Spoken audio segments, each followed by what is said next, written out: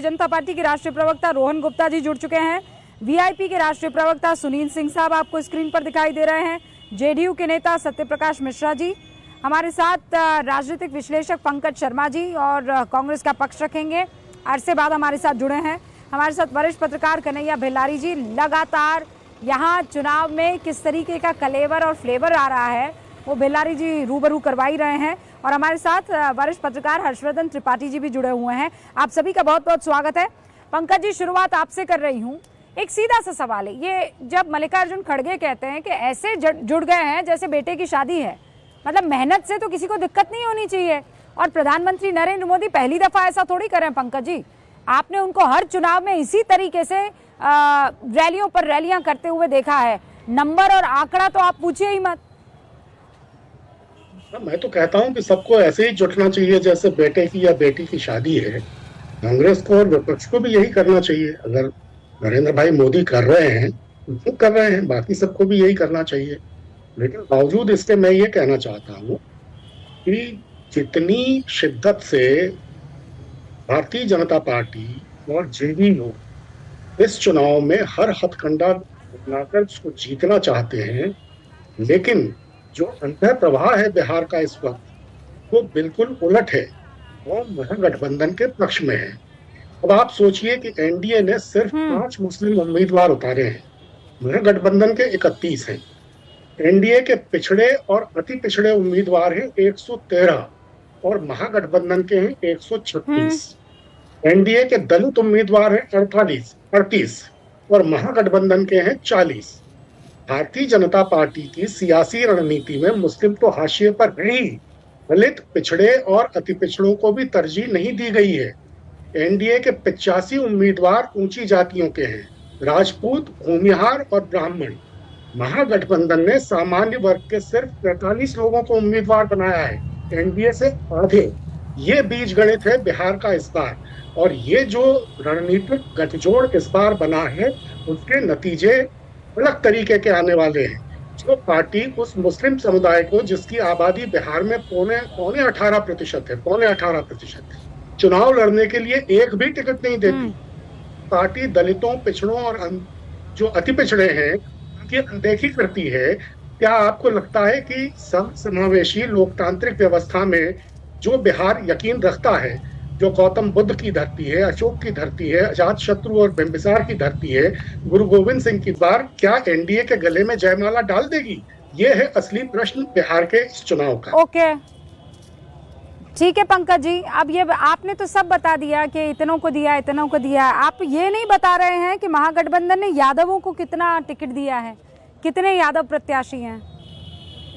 हाँ, यादव प्रत्याशी ज्यादा हैं, राष्ट्रीय जनता दल के यादव प्रत्याशी ज्यादा हैं, लेकिन वो पिछड़ा वर्ग है। अच्छा। पिछड़ा वर्ग है वो। देखिए बिहार में पिछड़ा वर्ग है तो पिछड़े बाकी नहीं है?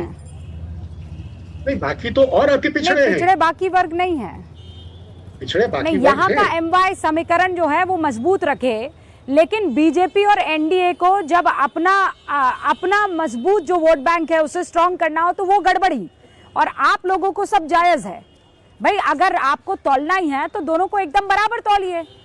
और मुसलमानों की आप बात कर रहे हैं पंकज जी, तो मुसलमानों के लिए तो एआईएमआईएम ने सबसे बड़ा कटाक्ष आप पर कसा है कि मुसलमानों को आपने केवल दरी बिछाने के लिए रखा हुआ है। वो तो कुछ भी कहें और वैसे कुछ भी कह सकते हैं, लेकिन मुस्लिम समुदाय जानता है कि उसका असली खैरख्वाह कौन है। उसका असली खैरख्वाह भारतीय जनता पार्टी तो उसकी असली खैरख्वाह नहीं है। जनता दल यू ने दिखाने के लिए 2-4 मुस्लिमों को टिकट दिया है। देखिए बिहार में भागलपुर मुंगेर अंचल का अपना समीकरण है, भोजपुर का अपना है, मगध का, मिथिला का, सारण और तिरहुत का नहीं पंकज जी, आप जितना नहीं पंकज जी, मैं आप जैसा वरिष्ठ पत्रकार अगर इस तरीके की बातें करेगा तो वो बहुत दुर्भाग्यपूर्ण होगा। आप कह रहे हैं कि जाति को ध्यान में रखकर सारे वोट बांटे गए हैं। आप ये कह रहे हैं कि जो जनरल कैटेगरी के लोग हैं, जो मिडिल क्लास है या जो किसी जाति को रिप्रेजेंट वैसे नहीं करता है, उसकी कोई पूछ नहीं है। मतलब जाति है कि जाति नहीं। यही तो बिहार की ये बदहाली का सबसे बड़ा कारण सारे बड़े लोग ये बताते हैं, जितने भी समझदार लोग ये बताते हैं कि एक जाति है जो नहीं जा रही है, जिसकी वजह से बिहार की हालत ये है। और आप वो कह रहे हैं कि महागठबंधन ने तो जातियां देख देख कर टिकट बांटी है। हो गया फिर तो सर। महागठबंधन नहीं, क्यों, एनडीए ने भी जातियां देख देख कर टिकट बांटी है। अब तक बिहार का इतिहास क्या रहा है? आबादी में सामान्य वर्ग का प्रतिशत है 10.5। अभी जो 2023 की जाति जनगणना हुई बिहार में, उसके हिसाब से, और विधायकों की हिस्सेदारी का औसत रहा है पिछले 6 दशक में 34%। 10.5%। पंकज जी, हिस्सेदारी की बात नहीं, 34%। नहीं पंकज जी, आप नहीं, धराशायी हो जाएगा आपका लॉजिक। हिस्सेदारी की बात नहीं सर, हिस्सेदारी की बात इसलिए महागठबंधन नहीं कर सकता है, मैं आंकड़ा बता देती हूँ। 19%, 18.5 आप कह रहे हैं, मैं कह रही हूँ 19% मुस्लिम आबादी है। सीटें आपने कितनी दी है सर? महागठबंधन ने कितनी सीटें दी हैं? महागठबंधन ने 31 सीटें दी हैं। All right, wonderful. और 13% यादव को कितनी सीटें दी हैं? हाँ, यादवों की सीटें ज्यादा हैं, ये बात सही है, लेकिन वो राष्ट्रीय जनता दल ने ज्यादा कितनी, मैं बताती हूँ, छुपाइए मत पंकज जी, मैं बताती हूँ आपको। जो 18% मुसलमान है उसको आपने 30 सीटें दी हैं, है ना सर? 30, 31, अगर आप 31 करें मैं 31 मान लेती हूँ। और जो 13% यादव है उनको आपने 67 सीटें दी हैं।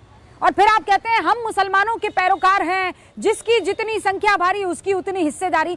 You fall flat on your face sir. कहां? सब झूठ साबित हो गया, और इसीलिए अब इस मसले को मैं आगे ले जा रही हूं। क्या यादव को पिछड़ा कहना ये उचित है? उत्तर प्रदेश और बिहार में यादव क्या पिछड़ी जाति में, पिछड़े उस समूह में शामिल होना चाहिए?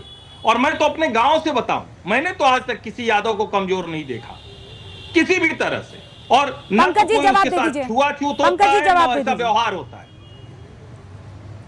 देखिए, एक जो सामाजिक स्थिति होती है उसमें लालू के कालखंड में बदलाव आया, और वो मैं मानता हूं कि जरूरी था, क्योंकि प्री लालू कालखंड में करीब 44% विधायक ऊंची जातियों के रहे। तब तक लालू राज में वो 44% से घट के 25% रह गए ऊंची जातियों के। नीतीश का दौर आया तो उसमें भी 26.5% ही रहे। तो लालू के पहले पिछड़े वर्ग के विधायक करीबन 29.5% थे। लालू के दौर में उनकी तादाद 43% पहुंच गई। नीतीश आए तो ये प्रतिशत थोड़ा गिरा, लेकिन 39% पे आकर एक दिलचस्प तथ्य मैं आपको बताता हूँ, सारे कालखंडों में, रूबिका जी एक मिनट, सारे कालखंडों में मुस्लिम विधायकों का प्रतिशत 8 से 9 के बीच बना रहा, और दलित विधायकों का प्रतिशत 15.5 से 16.5 के बीच स्थिर रहा। ये एक बहुत बड़ा तथ्य है बिहार की। अरे लेकिन हम बिहार की क्यों नहीं बात कर रहे हैं पंकज जी? हम ओवरऑल बिहार की बात करने से क्यों कतरा रहे हैं, ये बताइए। और आप ही लोगों की लंबे समय तक सत्ता रही है ना पंकज जी। हाँ, मैं बिहार नहीं, बिहार में जो ये जातिवाद घोलने की कोशिश हो रही है, कोई भी आदमी जिसको थोड़ी भी राजनीति मालूम है इस प्रकार की हरकत नहीं करेगा। इस पर और आखिरी चीज रूबिका जी, जिनका मुद्दा, आखिरी चीज, वोट चोरी की ये लोग बात कर रहे थे रूबिका जी, इनका तो मुद्दा ही चोरी हो गया। ये पहला कैंपेन होगा, इतने सालों से मैं देख रहा हूं रूबिका जी, कि चुनाव के पहले ही विपक्ष का मुद्दा ही चोरी हो गया। वोट चोरी कहीं के कैंपेन में नहीं है, तो क्यों जनता को बेवकूफ बनाया आपने? 2 महीने तक दोनों भाई मिलकर रैली में, तो है पंकज जी, ये तो मुद्दा ही चोरी हो गया। ये बात तो माननी पड़ेगी। वो कह रहा है मुद्दा ही चोरी, मतलब मुद्दा कहां से शुरू किया था और कहां पहुंच गए आप आते आते? वोट चोरी अभी भी मुद्दा है, और बड़ा गंभीर मुद्दा है। वो दूसरे और भी मुद्दे हैं जो उससे भी ज्यादा गंभीर मुद्दे हैं। देखिए, इस वक्त एनडीए के दलों में जिस तरह की फूट पड़ी हुई है, जिस तरह का जेडीयू और बीजेपी के बीच कसमकश चल रही है, सब जानते हैं कि चुनाव नतीजे आएंगे, और अगर उसके बाद किसी तरह एनडीए की सरकार बनने की स्थिति बन गई तो नीतीश कुमार के साथ क्या होने वाला है? क्या नीतीश कुमार इस हालत में चुप बैठे रहेंगे? भारतीय जनता पार्टी ने बार बार ये साफ कर दिया है, खुद अमित शाह जी ने ये बार बार साफ किया है कि नीतीश कुमार इस बार मुख्यमंत्री नहीं होंगे। इसके स्पष्ट संकेत दिए हैं। सम्राट चौधरी को बड़ा आदमी बनाएंगे प्रधानमंत्री जी, इसकी घोषणा चुनाव के पहले कर दी है। बड़ा आदमी मतलब पंकज जी, ये सवाल मैंने खुद अमित शाह जी से पूछा था, तो उन्होंने कहा कि केवल उनके लिए नहीं, जितने भी लोग हमारे लिए काम कर रहे हैं, अलग अलग, मैं जब जनसभा में गया था तो वहां के उस प्रत्याशी के बारे में ये हमारा कर्म है और हमारी रिस्पॉन्सिबिलिटी है कि उनके हाथों को और मजबूत किया जाए। तो ये केवल एक शख्स के बारे में उन्होंने नहीं बोला है, 3 और नेताओं के नाम गिनाए हैं। अब आप 2+2 4 क्यों कर रहे हैं? जब आप कह रहे हैं कि बंद कमरे में क्या हुआ किसी को नहीं मालूम, पीएम को कैसे मालूम चल जाता है, वैसे आपको कैसे पता लग जाता है कि पीएम और नीतीश बाबू की क्या बातचीत हुई है बंद कमरे में, अमित शाह और बाकियों की क्या बात हुई बंद कमरे में? आपके पास कौन सा ऐसा पेगासस है? नहीं, आप खुद ही कह रहे हैं कि 3 और नाम लिए। मैं तो अभी तक समझ रहा था कि एक ही स्पर्धी खड़ा किया है।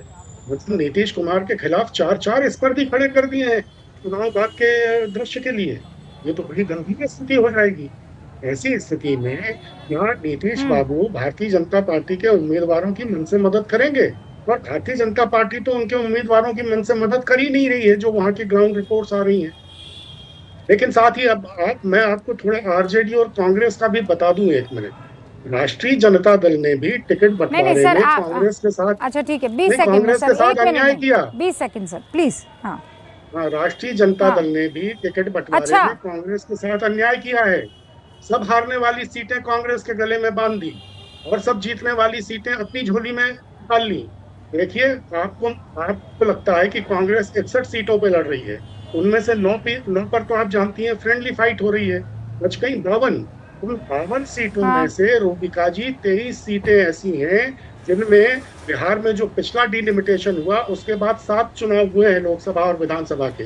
उन 7 चुनावों में से इन 23 सीटों पर महागठबंधन का कोई भी राजनीतिक दल एक भी बार नहीं जीता है, न कांग्रेस, न राष्ट्रीय जनता दल, न कोई और।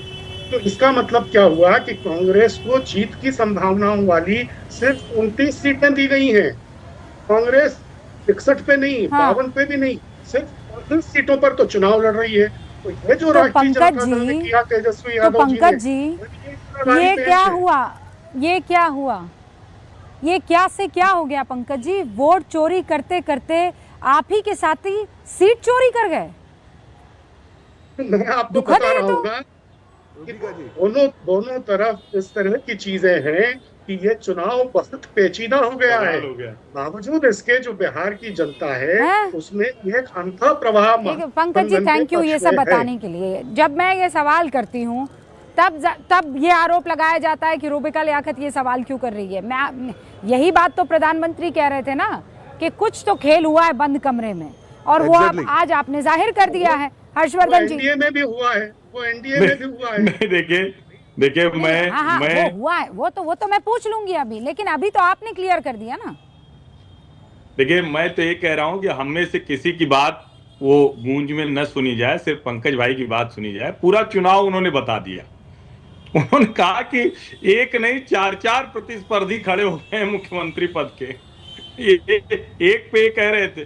फिर उन्होंने कहा कि कांग्रेस को तो इतनी सीटें नहीं दी। अगर पंकज भाई के लिहाज से ही देखें तो कांग्रेस तो सिंगल डिजिट में जा रही है, डबल डिजिट में जीती नहीं, क्योंकि वो कह रहे हैं कि कितनी सीटें उन्होंने जोड़ के बता दी कि सिर्फ 29 रह गई हैं, अब उसमें कितनी जीतेंगे वो। कुल मिलाकर ये स्थिति है, यही सच है बिहार के चुनाव का। गठबंधन के भीतर किसी मुद्दे पर एका नहीं है, बहुत अलग अलग चुनाव लड़ रहे हैं, अलग अलग एनर्जी वेस्ट कर रहे हैं, और इसी वजह से जब 14 हर्षवर्धन जी कह रहे हैं एनडीए में भी एका नहीं है। नहीं वो हर्षवर्धन जी कह रहे हैं कि एनडीए में भी एका नहीं है। अब पंकज भाई को इतना तो कहने दीजिए, नहीं तो फिर एकदम ही कांग्रेस से क्या आप बाहर करा देंगे, थोड़ा तो रहने दीजिए। लेकिन जो भिलारी जी ने कहा उसका जवाब मैं देना जरूरी समझता हूं। उन्होंने कहा कि मैंने यादवों को कहा कि पिछड़े से नहीं और कुर्मी को नहीं कहा।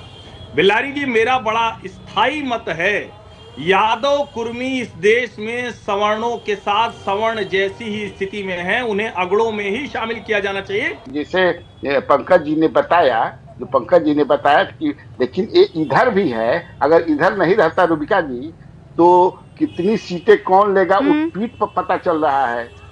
कौन कौन कैंडिडेट कितना खड़ा करेंगे, क्या करेंगे, एक भी प्रेस कॉन्फ्रेंस नहीं होता है, अनलाइक लास्ट टाइम।